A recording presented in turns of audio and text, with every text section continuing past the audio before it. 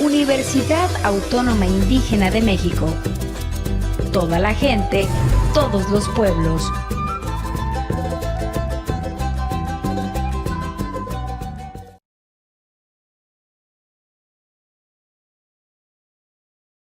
Yo les había pedido la sesión pasada que me hicieran una relatoría de un poquito, digamos, un pedacito de la historia de vida con respecto a esta área disciplinar, ¿no? Que son las matemáticas, ¿sí? Y les había dicho que lo íbamos a compartir acá, ¿verdad? Digamos, en un intento de hacer, traer a colación la estigmatización que se tiene con las matemáticas, ¿no? Igual les decía al otro grupo, bueno, también sucede con la investigación, ¿sí? Con las matemáticas y la investigación sucede, están muy estigmatizadas y sucede lo mismo por las dos mismas características, ¿no? Sí son concebidas como aburridas, a veces como innecesarias, a veces como traumáticas, ¿no? Pero por dos procesos que están involucrados, ¿sí? Las matemáticas, tanto como la investigación, involucra el pensamiento y también involucra la acción. Y a veces somos muy perezosos para pensar, ¿no? Y no se diga para actuar, ¿sí? Entonces, tiene que ver con el pensamiento y tiene que ver con la acción, ¿sí? Por eso está estigmatizado, ¿sí? Pero si a ustedes no les da pereza pensar y no les da pereza ponerse en acción, seguramente esta no va a ser un problema que tengan a nivel personal, pero además que se vea reflejado en los chiquitos que van a ser su materia prima cuando ya sean todos unos profesionistas de la educación, ¿sí? Educación preescolar. Bueno, entonces empezaríamos por ahí, vamos a compartir solamente tres experiencias, y yo lo voy a hacer al azar. Eh, eh, Porque bueno, yo sé que algunos quisieran participar, pero no tenemos, o bueno, que todos quisieran participar, pero no tenemos mucho tiempo. Así que pues le voy a pedir a Alicia, a ver Alicia, compártenos tus experiencias con respecto a esta área. Bueno, buenas tardes, maestra. ¿Sí me escucha? Ok, bueno, pues mi experiencia, mi trabajo, tengo ya bastantes años trabajando en este ámbito de la educación. Soy académica de acompañamiento en CONAFE. He trabajado ya con niños de preescolar y de primaria comunitaria, todo es en comunidades. Son grupos multigrado donde trabajamos con diferentes niveles en la misma área. Mi experiencia ahorita sí es bastante complicada porque yo considero que en sí las matemáticas muchas veces los niños necesitan una explicación y manipular muchos materiales, ¿verdad? Para poder comprender mejor la valoración de los números, las diferencias entre ellos y en sí muchísimas áreas. Y virtual me tocó estar al pendiente un mes y 2 semanas de una comunidad del Trébol. Entonces, virtualmente, para mí es muy complicado darles a conocer eh, esta área de pensamiento cuantitativo porque se les complica a los niños y las madres de familia no se dan a lo mejor el tiempo o no tienen la paciencia, las herramientas para darles a conocer a estos niños bien los contenidos que esto manifiesta y lo hacen por hacerlo y nada más para cumplir con una actividad. Pero en sí, cuando reviso las actividades o quiero hacer alguna evaluación con los niños, no tienen los conocimientos que la actividad les iba a dar, ¿verdad? Entonces sí me parece bastante complicado ahorita con esta contingencia trabajar este ámbito con los niños más pequeños.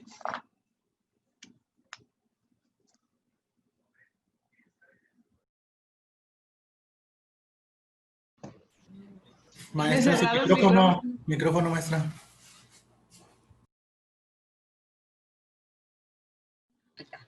Ay, discúlpenme. Le decía yo a Alicia que era muy enriquecedor lo que plantea, ¿verdad? Desde su experiencia ya del otro lado, como gestora del aprendizaje o gestora del pensamiento matemático, ¿no?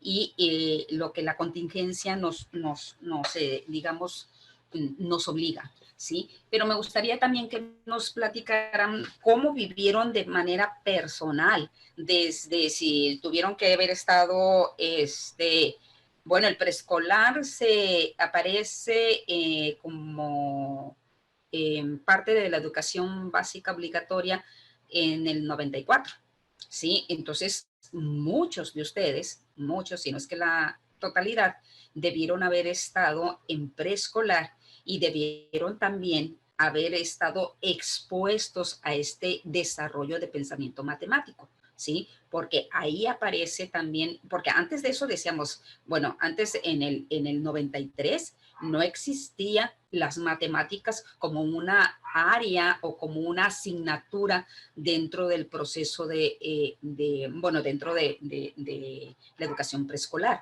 No, aparece cuando se hace obligatorio. Entonces, seguramente todos estuvieron expuestos a eso. Lo que me interesa que me platiquen es cómo lo vivieron ustedes, si recuerdan cómo lo vivieron desde el kinder, ¿no? Desde el preescolar, cómo vivieron digamos, esas experiencias con respecto a esta asignatura, ¿sí? A ver, Yadira, platícanos un poquito.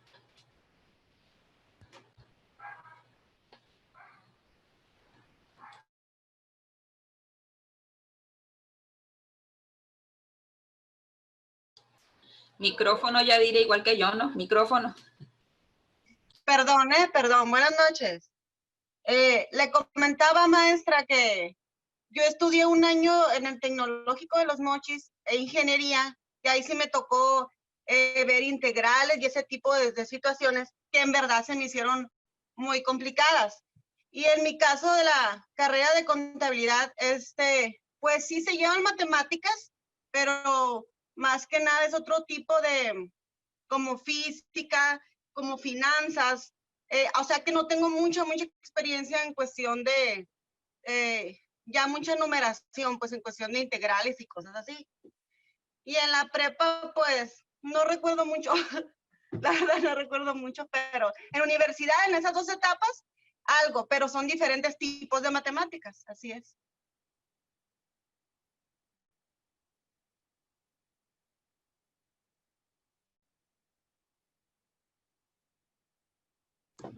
Maestra, su Otra micrófono. vez. El estrés todavía no desaparece. Déjame respirar de manera profunda para llegar hasta el plexo solar y que esto se tranquilice. Bueno, aunque Yadira ya nos comparte a nivel universitario su experiencia con las matemáticas, no, pues sí, resulta bastante interesante ver, incluso yo advierto también cierta resistencia, ¿no? Cierto evasión, ¿sí? Y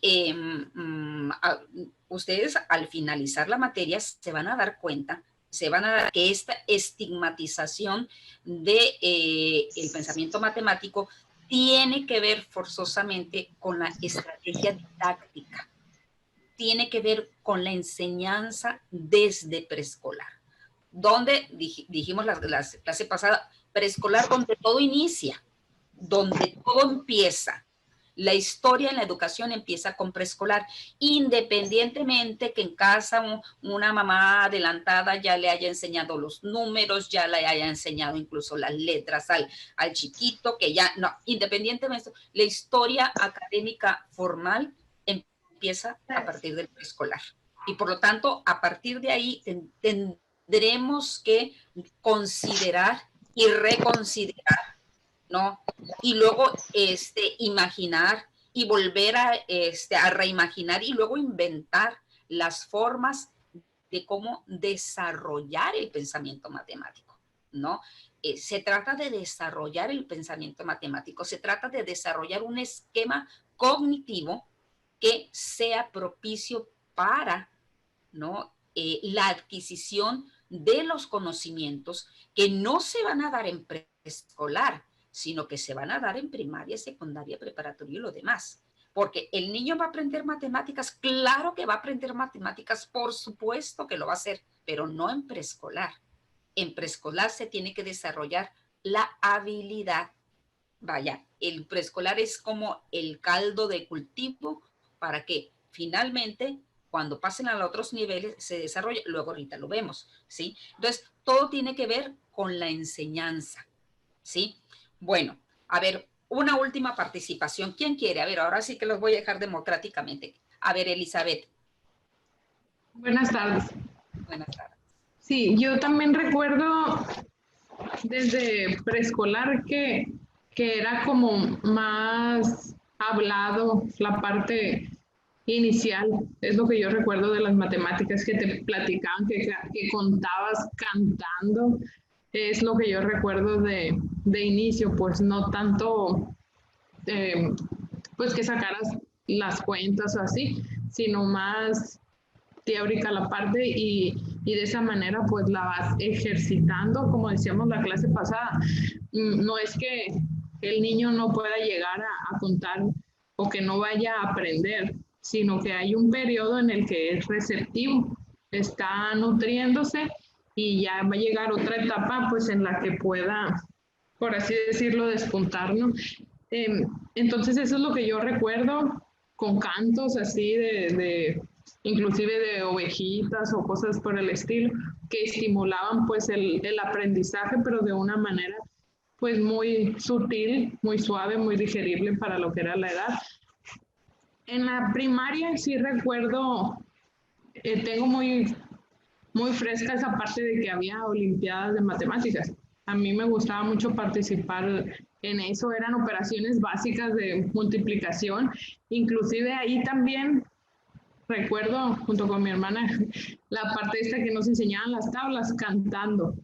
Había un señor que se llamaba Juan Pestañas y todavía se los pongo yo a mis chiquillos.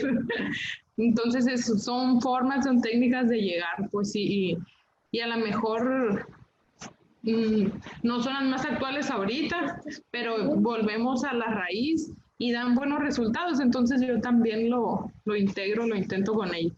En la parte de la secundaria, pues ya ahí sí ya más estructurada. Empezaba, pues recuerdo la parte de los binomios, trinomios, toda esa parte. En la preparatoria llevé la carrera en tronco común en físico-matemático. Desde ahí ya iba pues más estructurada la parte, desde ahí yo ya vi integrales y derivadas. Y en la carrera yo estudié ingeniería industrial, pues era de lo que era matemáticas 5 en la prepa, en la ingeniería era matemáticas 1, o sea, de ahí para arriba. Entonces sí, ha estado muy rodeada de matemáticas, tanto en la parte numérica como tal, porque sí era como muy estricta esta parte de la ingeniería, pero también las otras materias relacionadas que no es matemática directamente, pero va intrínseco también probabilidad, estadística, métodos numéricos, o sea, sí he tenido un desarrollo dentro de, por esta, como siempre ha sido así como le digo, pues muy exacta la ciencia o la carrera. Por eso mismo en esta ocasión me incliné ya por aprender algo diferente, porque también la parte que no es tan estructural es muy importante y da mucha formación para que el que quiera seguir por ese camino, pues lo realice.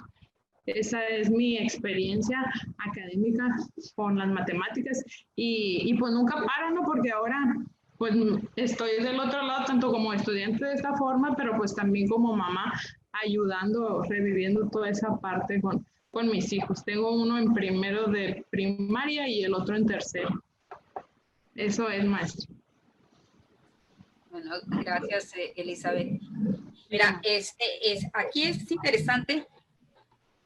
Es interesante ver la historia personal con respecto a esta asignatura porque vamos a cambiar de rol, ¿no? Una vez egresados, ustedes van a ser los gestores del desarrollo de ese pensamiento. Entonces, mucho tendrá que ver cómo lo viviste de manera personal, ¿no?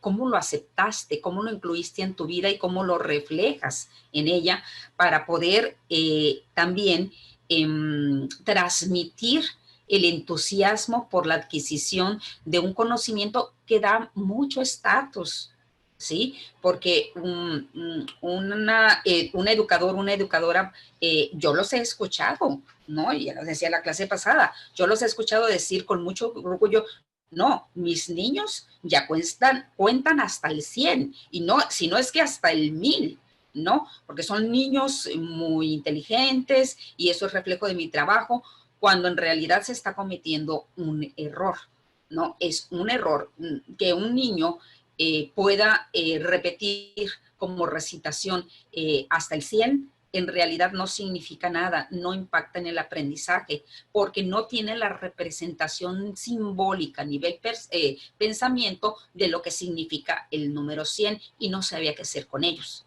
no sabe qué hacer. Entonces, a nivel preescolar, solamente tenemos que trabajar básicamente, obviamente con el, con el desarrollo de las competencias. ¿Se acuerdan esto de las competencias que tiene que ver con el conocimiento, con la aptitud, con la actitud, ¿no? Y con las habilidades. O sea, antiguamente aparecía la competencia de las matemáticas, ¿sí? Ahora hay una, digamos, transformación y una transición hacia ubicarnos justamente en la edad cronológica y la edad mental que tiene el niño para poder incidir sobre ese pensamiento. Dentro de lo que es el PEP, el Programa de Educación Preescolar, ¿no? Nos dicen que solamente vamos a trabajar con el dibujo como un recurso, ¿verdad? Como un recurso para el simbolismo, que vamos a trabajar nada más con el conteo, solo con el conteo, ¿sí? Operaciones aritméticas no entran, mucho menos álgebra, no entra ahí, ninguna operación, ¿no? Ningún más, ningún menos. Claro que tendríamos que plantear problemas de adición y de sustracción, por supuesto, ¿no? Hacer el planteamiento, pero no aparece el simbolismo, ¿sí? Y luego dejar hacer todo lo que es la digamos, realización y acciones sobre estas, digamos, colecciones, sobre las colecciones que los niños manipulan, que pueden ser carritos, que pueden ser canicas, que pueden ser, no sé, abejitas con los dibujos, ¿no? Entonces, el conocimiento de los primeros números, solamente de los primeros números. Eso es lo que dice el PEP, ¿sí? Pero, ¿verdad? Trabajar con el conteo, 2 años, si no son que 3, si no es que 3 años, bueno, yo entiendo que este es exasperante, ¿verdad? De qué voy a hacer en 3 años solamente trabajando con el conteo, ¿sí? Pero, bueno, más adelantito lo vamos a ver. A ver, Raúl había levantado la mano y como es el único varón aquí, pues no puedo dejar de darle la palabra, ¿verdad? Así que, a ver, Raúl, platica. Es que era a ver si podía ir al baño, maestra. No, se crea. Pues mire, mi experiencia referente al aprendizaje de las matemáticas, en lo personal sí ha sido muy conflictiva. Porque, pues en sí del preescolar no me acuerdo nada. Cuando a mí me tocó cursar preescolar no era obligatorio, era quien quería ir, quien pudiera ir. Entonces sí llegué a ir a preescolar, pero no tengo un conocimiento muy acertado. Referente a primaria, pues los números no hubo problema, las primeras sumas, las primeras restas, inclusive con las multiplicaciones, no recuerdo haber tenido problema. Cuando llego a tener problemas en tercer año, porque me toca un maestro que pues realmente si lo veía 2 veces a la semana era mucho. O sea, era un maestro que estaba muy involucrado en el sindicato, que nunca iba, siempre faltaba. Y cuando llegaba era háganme la serie de tal número, o de 5 en 5 hasta el 1000, de 5 en 5 hasta el 2000, y así se la llevaba. Entonces, pues en cuestión de las series, pues no tengo ningún problema, porque sí, eso sí lo quedé bien aprendido, pero el problema se presentó en cuarto, quinto, porque estando, bueno, ya me cambian de escuela, me cambian a otra escuela, por esa problemática, y pues resulta que pues no sabía dividir, no sabía, o sea, sabía dividir con un número, pero ya de 2 cifras no, de 3 ni esperanza, ¿verdad? La raíz cuadrada, pues la vi de noche porque ni sabía qué hacer. Cuando me decían raíz cuadrada, yo pensé que estaban hablando de ciencias naturales. Y otro problema que tuve era con los problemas razonados. Porque como yo, o sea, yo me perdí tercero y cuarto año, estuve perdido en esa parte, o sea, porque pasamos las matemáticas de noche, y creo que es un problema que tuvimos todos mis compañeros de generación, ¿verdad? No nada más yo. Pero el problema más grave de todos esos fueron las fracciones. O sea, a mí se me complicó bastante cuando yo entro a la secundaria, porque en primer año entro a una secundaria federal, y pues era una secundaria de mucho prestigio, que nomás entraban las altas calificaciones y que examen de admisión y todo ese rollo. Y pues sí lo logré pasar, como quién sabe, en matemáticas, a mí mi miedo era matemáticas porque no daba una, pero logré pasar y logré quedarme, y ahí me encuentro con un maestro que nos empieza a aterrizar, ¿no? O sea, y de repente hace una regresión y decir, es que todos ustedes traen una problemática con fracciones, traen una problemática con divisiones, con multiplicaciones, y antes de empezar a ver álgebra y empezar a ver otro tipo de cosas, pues nos vamos a detener, ¿verdad? Y él nos empieza a plantear las matemáticas de una forma como si fuera un nuevo idioma.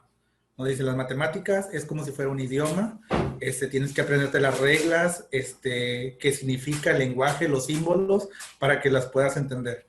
Entonces, de esa manera recupero un poquito el hilo, ¿no?, de lo que debería de llevar yo en matemáticas, pero pues a mí me cambian de escuela, de la escuela federal me voy a una escuela particular, y cuando caigo en la particular, me toca un maestro buenísimo en matemáticas, porque se las sabía de todas. Explicaba muy bien, pero era de los maestros que nada más trabajan con caballitos de batalla. O sea, tú le entiendes muy bien a las matemáticas, tú esto, tú lo otro, y de repente la clase se tornaba en una clase individualista, y nada más eran los 2, 3 que le entendían a las matemáticas, y todos los demás, pues ahí como pues pajareando, no viendo, y ahí como le pudieras, ¿verdad? Entonces ahí se vuelve a romper otra vez ese hilo, o sea, lo que yo había recuperado con el maestro de primero, en segundo se pierde por completo, porque el maestro era su forma de trabajar, y así se la llevó todo segundo año. Cuando llego a tercero con la maestra Laura, pues ella es un poquito más técnica, más estratégica en cuestión de las matemáticas, y un poquito traumante, porque ella nos decía, si no lo hacen, de mí se van a acordar en la prepa, y si no lo hacen, de mí se van a acordar en la prepa, y se van a acordar en la prepa.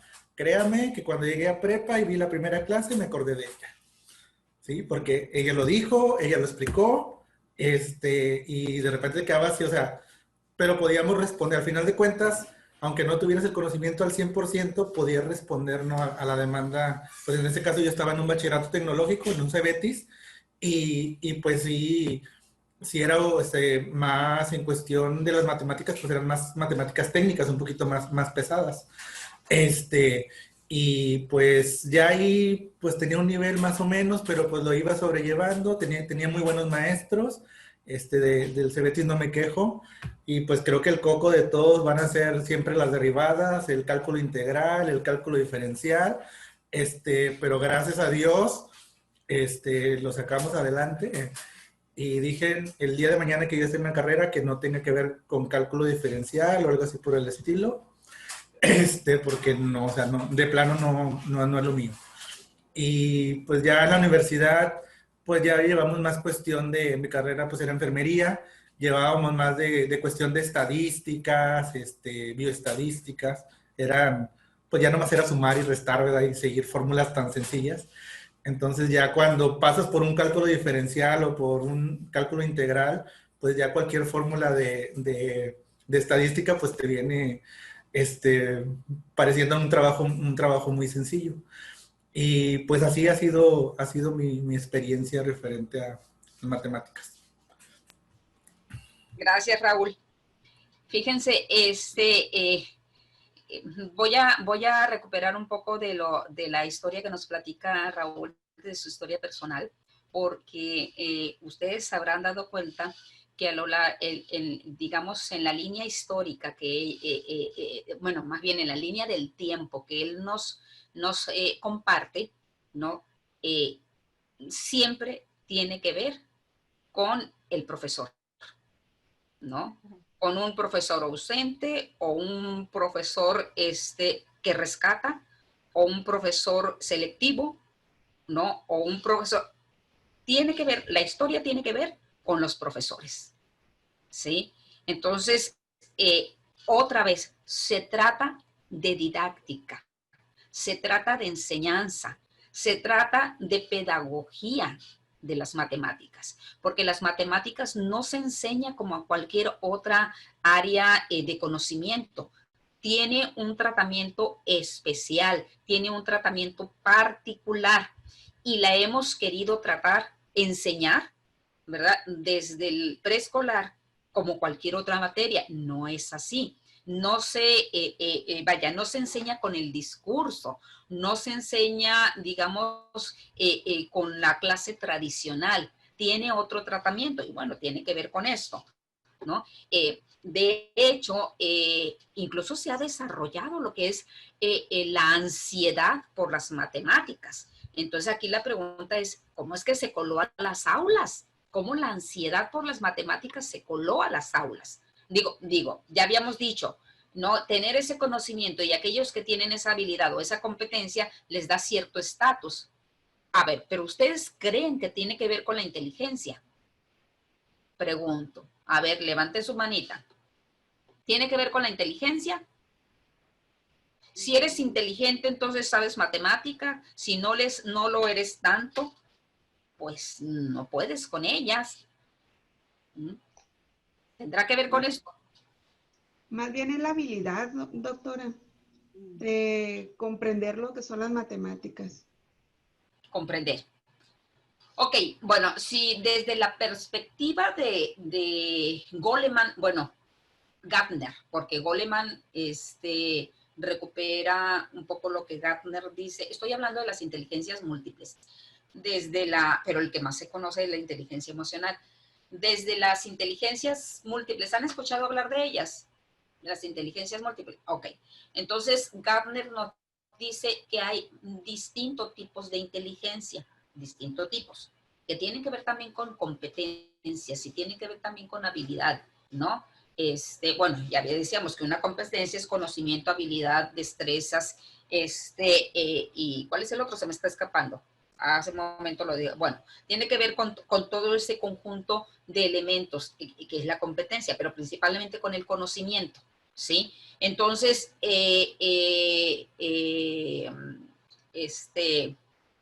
mira, se me va Gardner. Sí, Gardner, porque Goleman es el otro. Gardner dice que hay como 7 tipos de inteligencias, ¿sí? Y que una es la inteligencia para las matemáticas.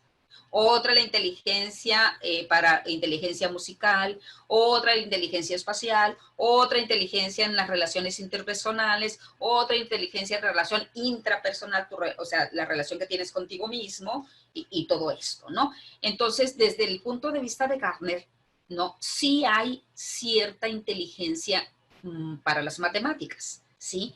Es aquella estructura de pensamiento que te permite acceder a este tipo de conocimiento, ¿no? Pero, bueno, ahorita vamos a hablar un poquito de lo que habla Jean Piaget sobre los esquemas. Estoy hablando de esquemas de conocimiento, de estilos de conocimiento que tienen que ver, ¿no?, con el tierno desarrollo de la exposición a un aprendizaje académico formal, ¿sí? No, y me vino a la mente Goleman, porque Goleman es el más conocido, incluso más que Gardner, porque Goleman nada más agarró la inteligencia interpersonal y la intrapersonal, las desarrolló y entonces puso en la mesa, ¿verdad?, puso en el escenario lo que es la inteligencia emocional. Y muchos hemos estudiado sobre la inteligencia emocional y muchos hablamos de inteligencia emocional, ¿no? Que es aquel digamos, administración de emociones en los momentos y adecuados con las personas adecuadas. Pero bueno, ese es otro tema. Entonces, me regreso a esta ansiedad por las matemáticas, ¿no? Ahora, el recurrente bajo rendimiento en la matemática, pues podría tener una raíz psicológica, por supuesto que sí. Sí puede tener una raíz psicológica, ¿no? Digamos, si nosotros tratáramos de definir cuál es la ansiedad por la matemática, pues tendríamos que decir que es una ausencia de confort, ¿no? Que alguien puede experimentar cuando se le exige rendir en matemáticas, ¿sí? Entonces, si hay ausencia de confort, hay incomodidad, hay ansiedad, ¿no? O también la podemos definir como la falta de confianza del estudiante en sus habilidades para el aprendizaje de las matemáticas y sobre todo para resolver problemas en esta materia, ¿no? No es un trastorno de aprendizaje, ojo con esto, no es un trastorno de aprendizaje, ¿no?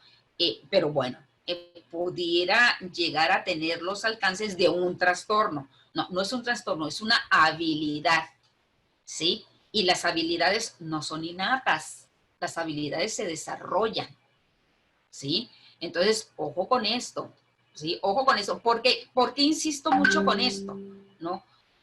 Porque de ustedes dependerá, ¿no?, el éxito o el fracaso en el rendimiento, no en preescolar, no, ahí no, sino a partir de la primaria y todo lo que resta, ¿no? Entonces es un intento de, digamos, concientizar la importancia de su rol, de su papel en preescolar, en la gestión de este proceso de pensamiento que va dirigido hacia la estructura, hacia la lógica, hacia la resolución de problemas, que llamamos pensamiento matemático, ¿sí?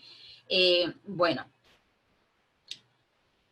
ahora, ¿por qué digo esto? Porque las matemáticas son una ciencia exacta, ¿están de acuerdo conmigo? ¿No? Pero la enseñanza no. Ahí está el problema, ¿verdad? Entonces, en las matemáticas solo hay una respuesta correcta y una equivocada, ¿no? Por eso la gente se siente muy ansiosa y tienen miedo de verse así como que como tontos, ¿sí? Por eso fíjense que si nosotros la vemos bien, desproviendo nuestra opinión de las cuestiones emocionales y de cómo nos fue, ¿no? Y que si reprobamos hay cierta resistencia, en realidad las matemáticas son fáciles, porque son como son. Sí, 2 más 2 siempre va a ser 4. Independientemente de cómo llegues a esa conclusión, siempre va a ser 4. ¿Sí? No es como las ciencias sociales, que tienen muchos vericuetos y muchos caminos sinuosos, ¿verdad? Donde te puedes perder y donde puedes llegar a conclusiones muy diferentes, ¿sí? Entonces, como son ciencias exactas, tienen un solo camino y eso representa una ventaja, tener un solo camino, ¿sí? Pero bueno, también tiene que ver con que tú sepas cuál es ese camino para llegar, ¿no? Entonces, bajo este contexto, la enseñanza y el aprendizaje de las matemáticas, pues son una disciplina social. No son una ciencia exacta, son una disciplina social, ¿sí? Entonces, por eso tiene, digamos, sus asegúnes, ¿no? Ahora, ¿qué soluciones podemos generar partiendo de un acercamiento flexible y además humanista hacia el aprendizaje de las matemáticas, ¿no? O sea, el propósito de los números es humano. Lo ocupamos. La clase pasada les dije, ¿no? Las matemáticas, aun cuando son ciencias exactas, son es un constructo social. El ser humano los ocupa y los elaboró.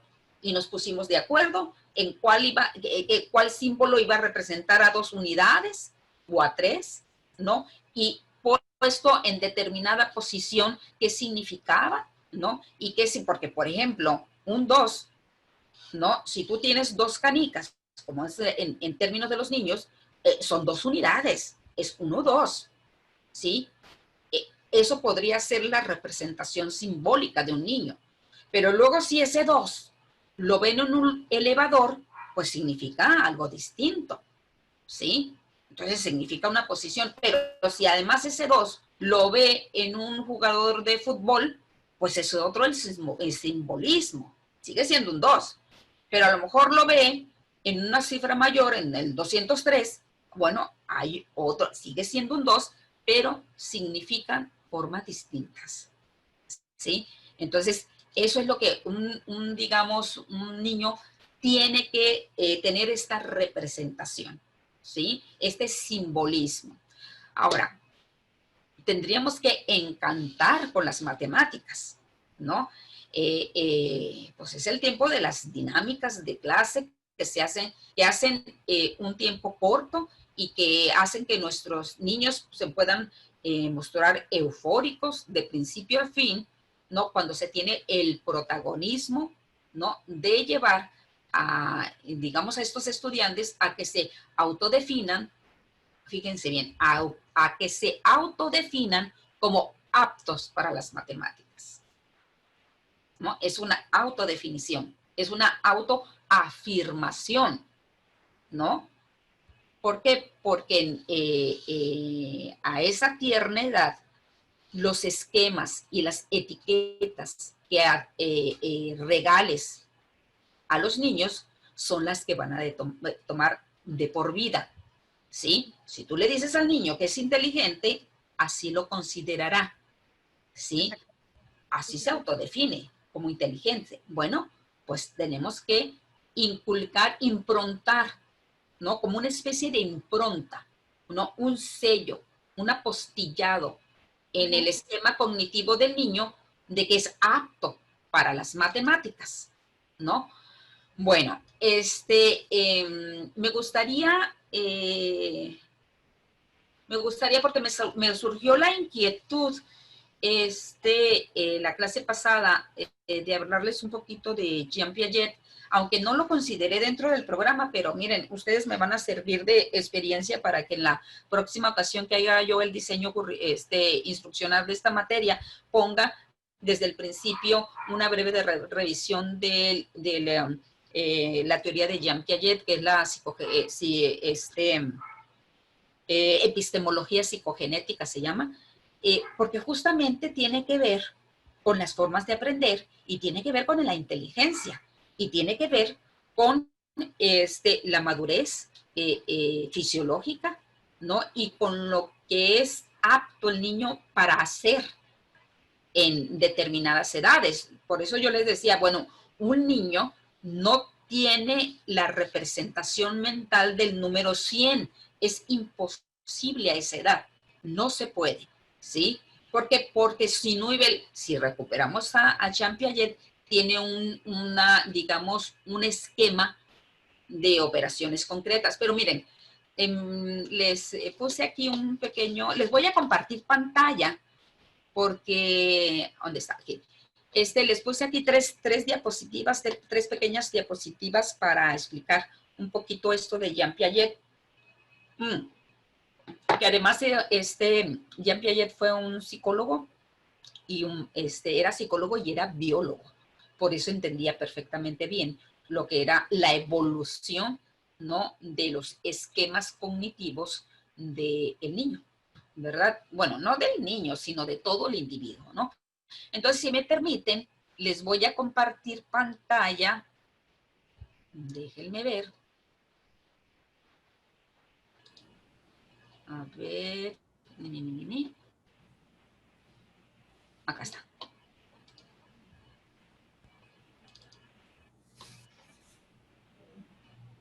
Uy. Uy, uy, uy. Aquí está. Bueno, déjenme cerrar aquí. Ok. Sí lo vemos, ¿verdad? Sí, maestra. Sí vemos ok, miren, ya les decía, Jean Piaget es un psicólogo, un biólogo, un psicólogo, que intenta comprender cómo se da este proceso de conocimiento, cómo se desarrolla a nivel intelectual, cómo se desarrolla el individuo.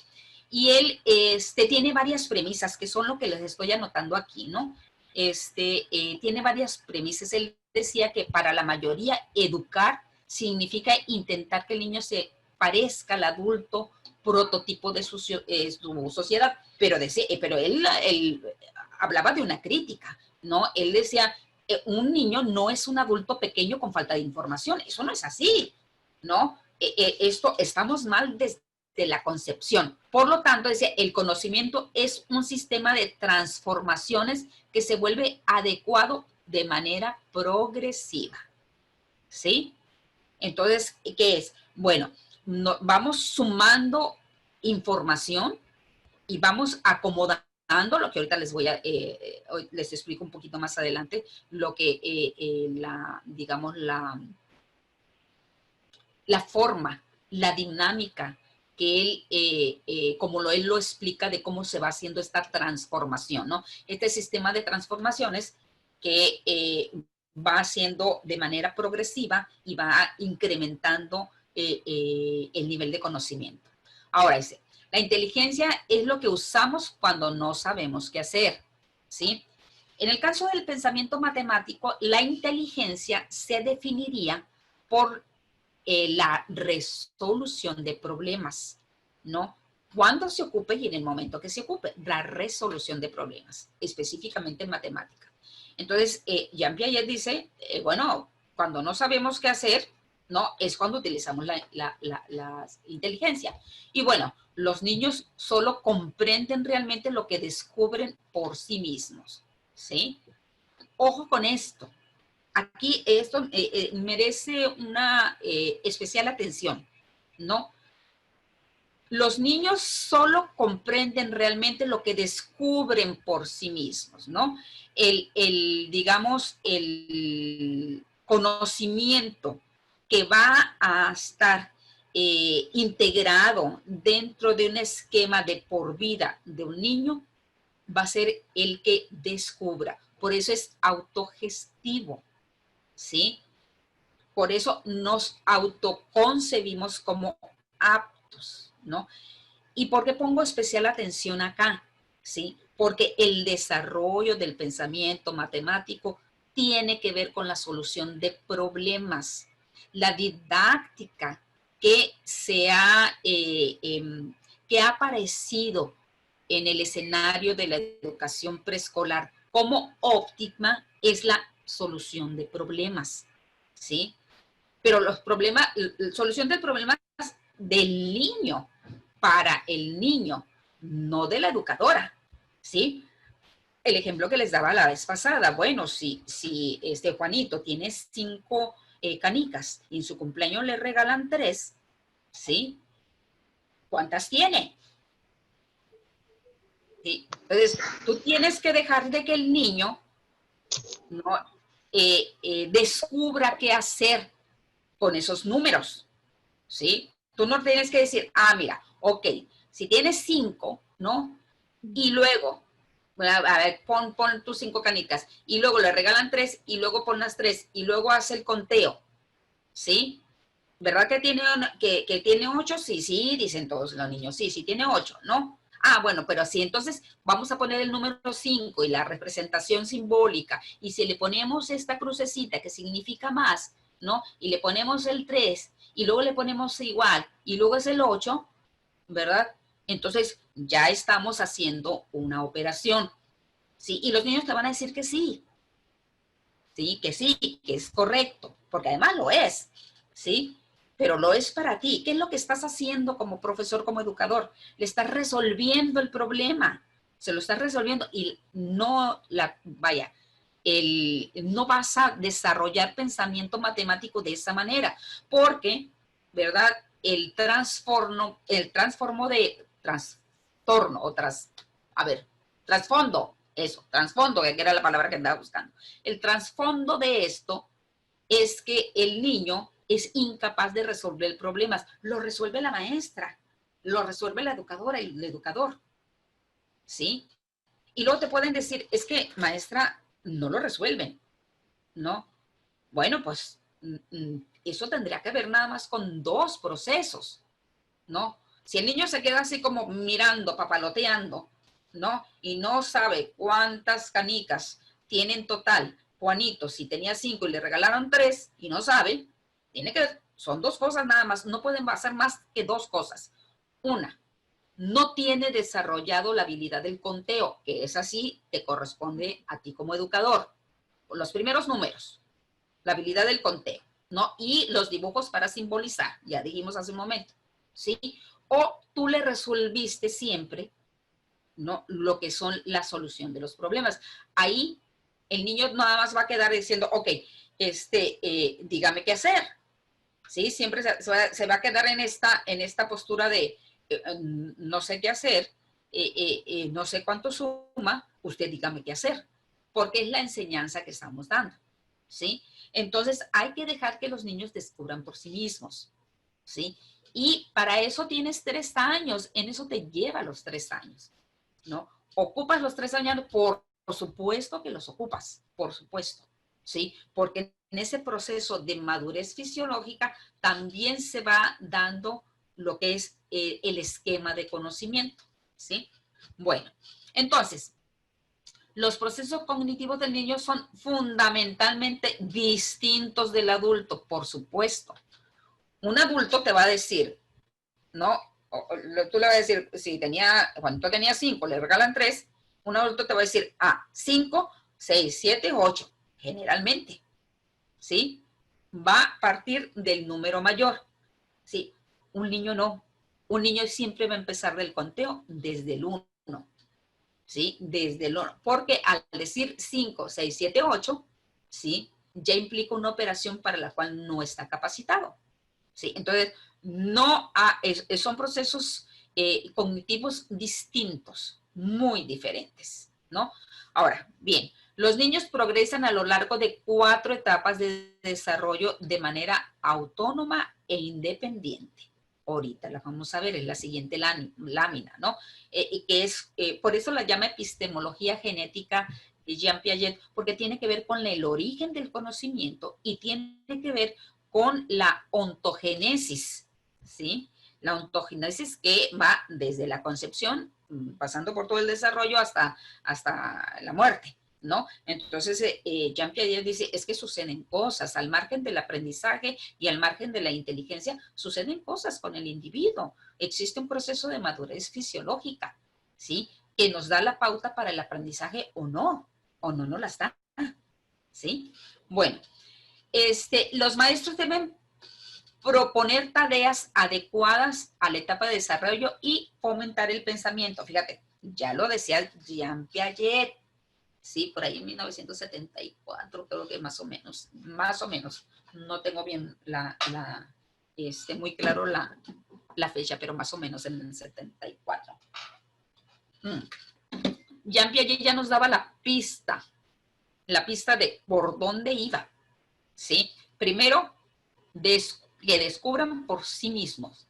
Después, ¿verdad? Esto te va a permitir fomentar el pensamiento, ¿sí? Que ellos piensen. Por eso les decía hace un momento, ¿sí? La resistencia o la ansiedad de las matemáticas tiene que ver con el pensamiento y tiene que ver con la acción. ¿Sí? Tiene que ver con esta pereza mental que a veces tenemos porque no nos enseñaron a pensar, nos enseñaron a hacer, ¿no? Miren, aquí me recuerdo, le voy a hacer una pequeña nota al pie. Yo durante mis estudios de doctorado, yo tuve una compañera de trabajo y compañera de estudios, estudié la maestría y el doctorado con ella, ¿no? una persona encantadora, una mujer encantadora, una mujer de luz. Y cuando estábamos nosotros en la elaboración de la tesis, yo le decía, ay, mira, amiga, tu tesis tiene que ir por aquí, por allá, mira, puedes hacer, ¿no? Esta manera y tal, tal tratamiento, entonces, bajo la perspectiva de este teórico, así, así, así, ¿no? Pero, ¿sabes qué? Tú tienes que pensar, ¿verdad? ¿Cómo vas a conectar una variable con la otra? ¿No? Y ella me respondía, me acuerdo muy bien, ¿verdad? Porque en su momento me causó gracia, pero ya después un poquito de preocupación porque me decía, ay, Liliana, no me pongas a pensar. Tú dime lo que tengo que hacer y yo lo hago, ¿no? Entonces yo decía, sí, digo, me causaba mucha gracia porque yo intentaba darle una perspectiva de cómo conectar sus variables y cómo hacer un mejor trabajo. Pero ella me decía, no me pongas a pensar, ponme a hacer. Dime que leo, dime cómo no. Y bueno, esto que tiene que ver también con esto, ¿no? Con el desarrollo de pensamiento, con esta urgencia que tenemos desde la preescolar, porque los chicos aprendan o porque los chicos, por mostrar avances, por ser la mejor maestra, ¿no? Cuando les solucionamos los problemas a los demás y sobre todo a los niños, ¿no? Cuando no fomentamos el desarrollo del pensamiento. Aquí estamos hablando de las matemáticas, pero es el desarrollo del pensamiento de forma general, ¿no? Porque las habilidades o digamos las cualidades, ¿no? Del pensamiento complejo, y que se supone que en esta etapa nosotros lo tenemos, tiene que ver con el análisis, tiene que ver con la reflexión, tiene que ver con el pensamiento abstracto. Y el pensamiento abstracto solamente se desarrolla, o solamente, mejor dicho, solamente aparece cuando se desarrollaron de las primeras etapas, ¿verdad? Bueno, entonces, fíjense, esta lámina la concluyo con: el fin último de la educación es formar hombres y mujeres capaces de hacer cosas nuevas e independientes y también con creatividad. ¿Sí? Eso es lo que dice Jean Piaget, ¿verdad? Ahora, vamos a entrar justamente en lo que él, digamos, en la estructura que él nos propone, ¿no?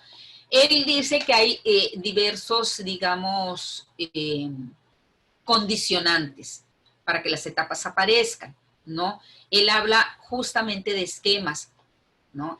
Para construir un esquema, ¿no? Que es todo este cúmulo de pensamiento. Bueno, un esquema es la forma que tú tienes de pensar, ¿sí? Si tú eres analítico, si tú eres reflexivo, si tú eres cómodo, si tú, vaya, como la forma en la que tú aprendes, ¿no? Ese es un esquema, ¿sí? Y es un esquema cognitivo, ¿sí?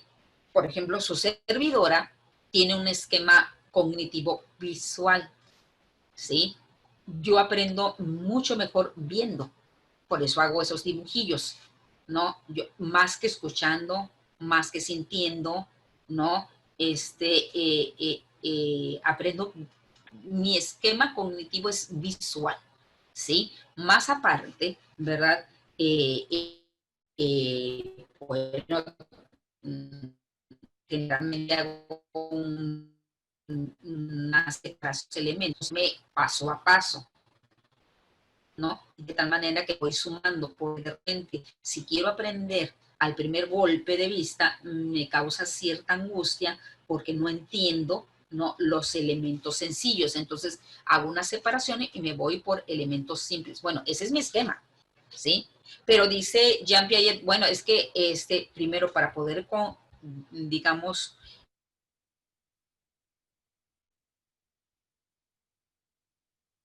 que aparece con nuevos conocimientos, con nuevas experiencias, con nuevas competencias, ¿sí? Pero en esto, aquí en este desequilibrio surge automáticamente, dice Jean Piaget, ¿no? Bueno, hay dos procesos importantes. lo que es la estructura y lo que es la adaptación, estructura y la adaptación, ¿no? Entonces, aquí en la adaptación, lo relevante en este proceso de adaptación es la asimilación y la acomodación, ¿sí? Cuando uno asimila es cuando entiendes y comprendes el conocimiento, ¿sí? Cuando dices, ah, ok, ya sé por qué 2 más 2 da 4, ya lo sé, ¿sí? Porque si entonces 2, que son 2 unidades, no otros 2 y hago un creo, entonces dan 4, ok, estoy asimilando, ¿sí? Pero para poder que esto quede consolidado como conocimiento, tiene que acomodarse ahí en tus archivos intelectuales, ¿sí? Porque si no, cada vez que digas tú que 2 más 2 son 4, tienes que hacer el mismo ejercicio de sumatoria para poder entender, ¿sí? Entonces, el conocimiento se acomoda, ¿sí? Entonces, esta acomodación, pues obviamente tiene que ver con los esquemas previos, con el conocimiento previo, y tiene que ver con la forma en la que codificas, es decir, la interpretación que le das, esa es la forma de codificar, para que generes una nueva estructura, porque a final de cuentas el ser humano estamos funcionando a base de estructuras, y luego surge el nuevo equilibrio cognitivo, ¿verdad? Bueno, estas son las premisas de las que habla Jean Piaget. Vámonos al punto al que yo quería llegar, que se los mencioné un poquito brevemente en la clase pasada. Bueno, entonces aquí la primera etapa, de los estadios o las etapas por las que habla Jean Piaget tienen que ver con el desarrollo psicológico en toda su extensión. Hablamos de inteligencia, hablamos de personalidad, hablamos de carácter, hablamos de temperamento, por lo tanto de actitudes, de posturas, en fin, ¿no?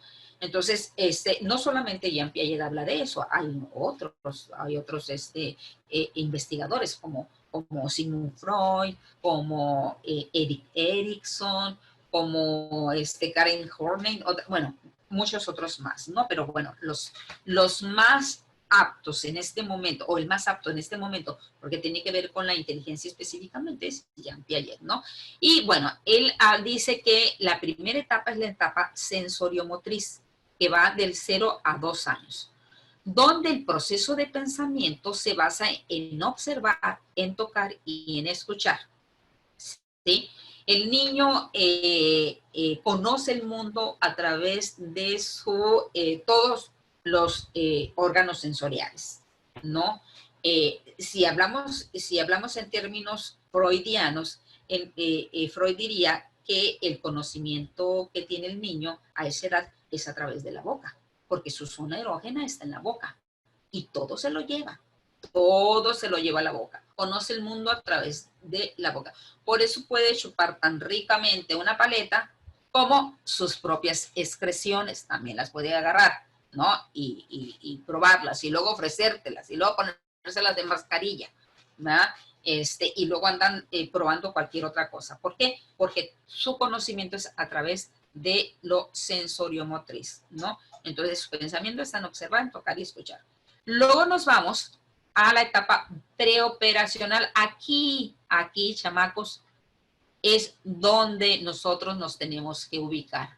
Aquí es donde ustedes tienen que tener bien aprendido y bien identificado qué es lo que un niño puede hacer y qué es lo que no puede hacer, porque ahí están sus niños, justamente, ¿no? ¿Qué hace? Identifica símbolos con objetos reales.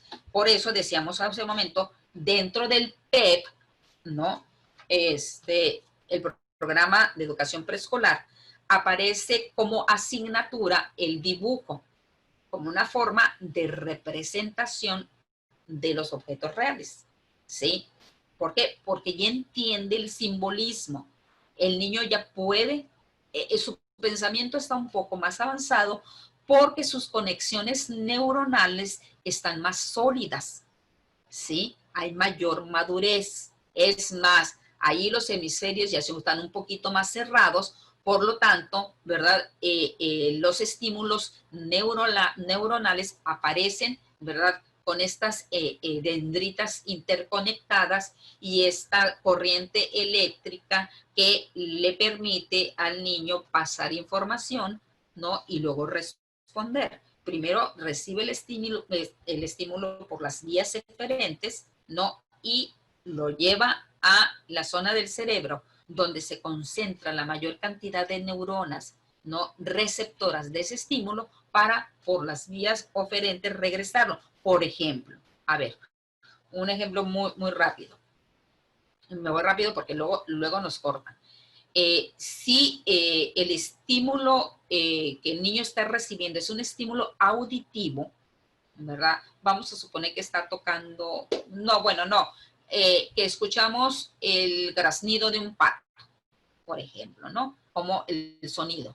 Entonces, el sonido llega al pabellón auricular del niño, pues, de la oreja, luego pasa por el canal auditivo, ¿verdad? Llega al oído medio, donde están los huesecillos, el yunque, el estribo y el martillo, y empiezan a vibrar, ¿no? Esa vibración, porque viene por la vibración sonora, viene de afuera, todavía no hace nada, ¿no? El niño todavía no hace nada, hasta que entra al oído medio y empiezan a vibrar. Esas vibraciones pasan al oído interno, donde se encuentra el órgano de Corti, ¿no? Con los canales semicirculares, no sé si se acuerdan, ¿no? Los canales semicirculares, donde las vibraciones se convierten justamente en el órgano de Corti en impulsos eléctricos. Luego se van por las vías eferentes, las sensitivas, se van hacia los lóbulos temporales. Se supone que aquí en los lóbulos temporales está la mayor cantidad de neuronas receptoras de los sonidos, ¿sí? Y entonces, ¿no? Al codificar, manda la señal para dar una respuesta, ¿no? Y si es un, digamos, sonido agradable, bueno, el niño a lo mejor puede sonreír, pero si es un sonido estridente, lo que va a hacer esto, ¿no? Es una respuesta, ¿sí? Y posiblemente en subsecuentes ocasiones, todo este proceso que le describí pudiera ser automático, ¿sí? Entonces, bueno, tiene que ver con esta madurez. Y amplían el lenguaje, ¿no? En esta edad amplían el lenguaje y ya pueden nombrar, ¿verdad? Y pueden hacer oraciones y frases más estructuradas, mucho más estructuradas, de tal manera que se pueden comunicar perfectamente. Y el tipo de personalidad o el tipo de pensamiento es egocéntrico, ¿no? Todo tiene que ver con el lenguaje del yo, mi, me, conmigo, siempre, ¿no? Es difícil de entender los puntos de vista del otro porque él está centrado en sí mismo. Por lo tanto, conociendo esas características, es como nosotros vamos a diseñar nuestra estrategia didáctica, ¿sí? Ya cuando, y así muy brevemente les describo, ya la tercera etapa ya es de las operaciones concretas, el niño ya pasa a la primaria, ya no es asunto de nosotros, pero ahí se va a ver reflejado nuestro trabajo. El trabajo que nosotros hicimos aquí se va a ver reflejado acá. ¿Por qué? Porque ya resuelve problemas concretos, porque ya aprende a clasificar, ¿sí? Ya no, acá el orden, el conteo, que era capaz aquí ya, ¿verdad? Va a una etapa mucho mayor, ¿sí? Y bueno, en la cuarta etapa, que es de las operaciones formales, ¿no? Que es de los 11 años en adelante, se supone que ahí estamos ubicados el resto del mundo, de los 11 años en adelante, el resto del mundo que no somos niños, estamos dentro de las operaciones formales, ¿sí? Aunque muchos nos ubicamos acá, nos quedamos en esta etapa, ¿no? Entonces aquí el niño, pues el individuo, ya, bueno, no tan niño, 11 años, se vuelve un poco más científico, digamos, o sea, ya se cuestiona el origen de las cosas, ya puede vincular, digamos, elementos dentro de ciertas clasificaciones, ya se preocupa por la identidad personal, ¿no? Y por la sociedad. Es más, empieza a aparecer la preocupación de la sexualidad. Y en los principales choques en cuanto a educación tiene que ver con esta preocupación. No solamente tiene que ver con el desarrollo del niño, bueno, del puberto, porque aquí ya entra en la preadolescencia, en la pubertad, donde el crecimiento físico es desproporcionado. Tú ves a un chamaquito de 11 años y se ven medio raros, o sea, no están simétricos, porque primero les crece la nariz, luego o los brazos son demasiado largos y luego se vuelven torpes porque ya no controlan las dimensiones corporales y luego empiezan el despertar de la sexualidad, pero sobre todo esta edad de choca tendrá que ver con la identidad sexual y la identidad como persona y cómo encajan en la sociedad, ¿sí? Eso es nada más para cerrar las etapas que plantea Jean Piaget. Por favor, seguramente lo van a ver un poco más adelante, yo espero que lo revisen, ¿no? Pero a mí me interesa mucho que hagan una revisión más puntual, ¿no? Lean a Jean Piaget, lean su teoría. Si no quieren llegar a las otras 2 etapas de desarrollo, a la tercera y cuarta etapa, no hay problema. Tendría que ser para que vean cuál es el impacto del tratamiento o de su trabajo en la segunda etapa. Pero sí, por favor, lean más a profundidad la segunda etapa. ¿Sale? Bueno, miren, antes de que nos corten, déjenme, ¿cómo? A ver, déjenme ver si puedo, no sé cómo ya, acá está, dejar de compartir la pantalla. Ok. Oigan, miren, he estado recibiendo mensajes personales que no me molestan, yo encantadísima de la vida de atenderlos, pero sugiero que cuando se trate de asuntos, de dudas con respecto a la materia y con respecto a las actividades, hagan el planteamiento en el grupo, porque resulta que, por ejemplo, ayer recibí la misma pregunta de 3 muchachos distintas, de 3 muchachas distintas, la misma. Sí, yo contesto, no hay ningún problema, pero digo yo, ay, ¿qué tal si más muchachos tienen la misma duda? Entonces, cuando sea asunto relacionado con dudas de la materia, hagan el planteamiento en el grupo. Cuando sea ya un asunto personal, ya me lo hacen en privado, ¿sí? No me molesta estar contestando, pero sí tengo la inquietud de que si 3 personas no entendían lo que teníamos que hacer, pues a lo mejor hay más personas. Entonces vamos utilizando ¿cómo se llama? El grupo. Y para comunicarnos más claramente. Bueno, antes que nos corten, ¿alguna duda, algún comentario, alguna sugerencia con respecto a lo que hemos revisado?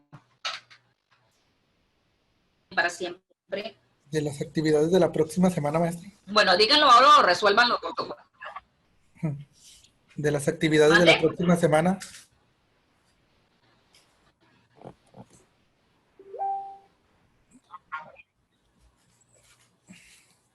Ay, se entrecorta, no escucho. Le comento de las actividades de la próxima semana, maestra. ¿No va a dar indicaciones?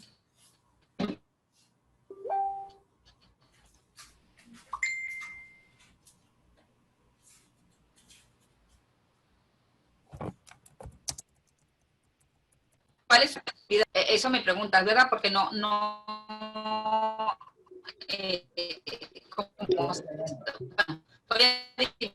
estoy adivinando porque no escuché bien. ¿Qué vamos a hacer para la próxima semana? Sí, ¿qué vamos a hacer?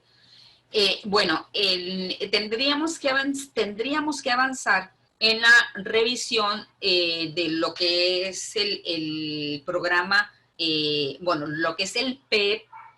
Creo que el PEP 2017 es el que aparece. Si en el 2017 hagan una revisión del PEP de 2017, ¿sí? Eso lo vamos a revisar porque, bueno, forma parte de la temática que tenemos en la materia. Entonces, hay que hacer una revisión de eso, es puntual, porque tiene que ver también con los materiales a trabajar dentro del preescolar y tiene que ver con la forma de enseñanza, ¿no? Entonces hagan una revisión. Por lo demás, pues bueno, nos podemos estar comunicando, ¿no? Yo les voy a preguntar la próxima semana en la sesión, les voy a preguntar acerca de lo que es el PEP 2017. Está en la red, ¿no? Y si no, pues se los envío. Sí, sí, si tienen... Sí, podría repetir sobre la revisión que vamos a hacer, porque se trababa un poco. Bueno, ¿qué les parece si se los pongo mejor en el WhatsApp? ¿Sí? Sí, muy bien. Sí, mejor se los pongo ahorita en el WhatsApp para que sea más claro. Porque y se está trabando mucho. Está trabando y estamos teniendo problemas de conectividad aquí. ¿Sí? Entonces mejor se los pongo se los pongo en el WhatsApp, ¿sale?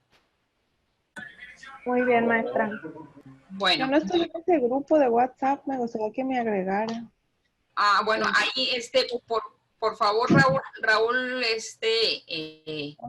¿podrías integrar a las compañeras que no se han integrado, verdad? Estoy desde el inicio yo aquí en la carrera, entonces. Bueno. No sé por qué no estoy. Gracias, maestra, muy amable. No, sí, maestra, les paso el link en el grupo en el otro grupo. Ok. Sí, gracias, Raúl. Ok. Bueno, entonces nos quedamos hasta aquí.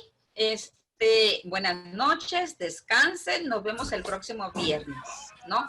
Y Dios y la tecnología nos los permiten. Buenas noches. Buenas noches, maestra, que descanse. En cuanto a la asistencia, ¿cómo va a estar? Adiós, gracias. En cuanto a la asistencia, ese control de pantalla. Gracias. Buenas noches, gracias. Buenas noches. Adiós, buenas noches.